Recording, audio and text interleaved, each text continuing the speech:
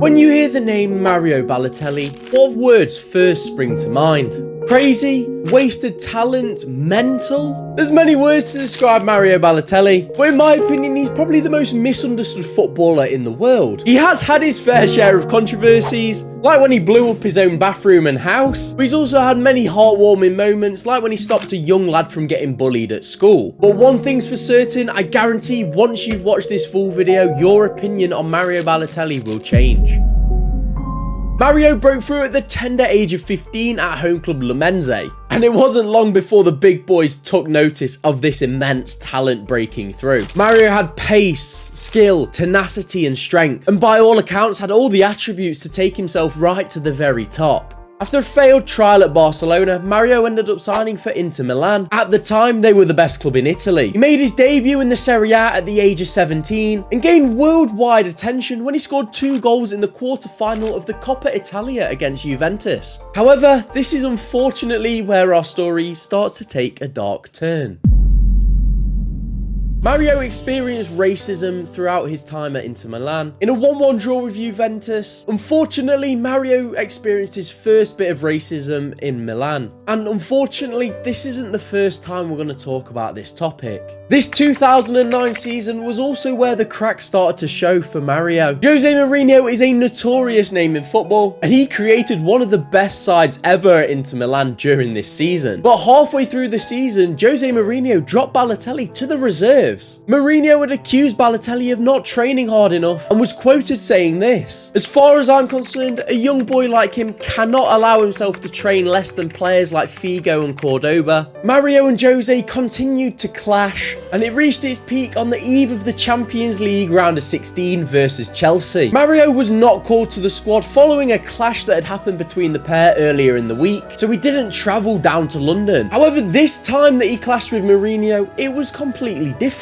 as Inter Milan legends such as Javier Zanetti and Marco Materazzi also publicly criticised Mario. They said that he needs to buckle down, change his lifestyle and get a better attitude. So realistically, what would a normal person do at this point? If it was me personally and I'm getting called out by all these big names, I'm knuckling down, I'm trying to build some bridges, and I'm trying to repair my relationships with those people. But we have to remember, we're talking about Mario Balotelli in the late 2000s. He did things a little bit differently. Instead, he went on national TV sporting an AC Milan jersey. And quite understandably, this caused an absolute outrage by Inter Milan fans, and they started regularly booing Mario when he played. And the tensions got so high, they actually attacked Mario when he had a poor performance against Barcelona in the semi-finals of the Champions League. And that was the final straw for Mario's time in Inter. With that summer, Inter were wanting to get rid of Mario, and he was a wanted man. Manchester United, Manchester City and Barcelona were all vying for his signature, and eventually it was Manchester City that secured his services for £20 million.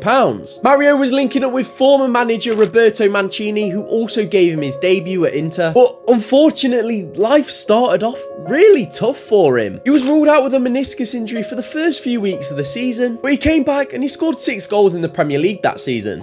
And Mario's biggest achievement, and I didn't even know he won this award, but he won the Golden Boy Award, one of the most prestigious awards in football, with the previous winners such as Lionel Messi, Wayne Rooney, Sergio Aguero winning the award. And in true Mario Balotelli fashion, he claims not to know who any of his competitors were, and that included Jack Wilshere, who that season was on absolute flames. He also stated that he was slightly better than Lionel Messi at the time. At least he had a little bit of confidence.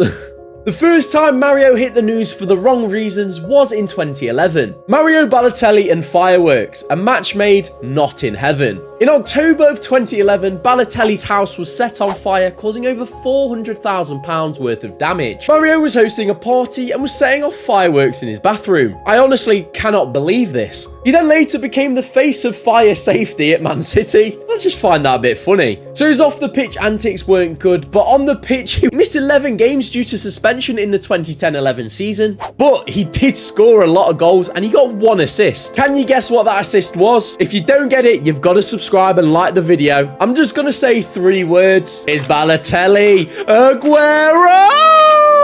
Anyway, because Mario Balotelli had missed 11 games due to suspension, he was actually fined 2 weeks' wages because of it. So what did Mario do? He took his club, Manchester City, to a tribunal to try get his money back. He did eventually back down, but the damage had already been caused. Another funny story from his time at City, he actually used to spend over £200 a day on parking fines, getting up to 3 on a regular basis, and he also had his Maserati impounded a total of 27 times, and he was once also stopped by the police and he had 25 grand sat in his car. Balotelli responded with, "Because I can." While all these controversies were going on though, we did start to see a different side to Mario. In 2011, he was leaving Manchester City's training ground when he saw a little boy playing on his own outside the ground. Mario walked over to the lad and kicked the ball about with him for a little bit. Eventually, he gave him his shirt and even an autograph. The youngster then told Mario that he'd been skipping school because he'd been bullied. So the next morning, Mario Balotelli drove to this young lad's school and sat down with the head teacher, the young lad and his bully,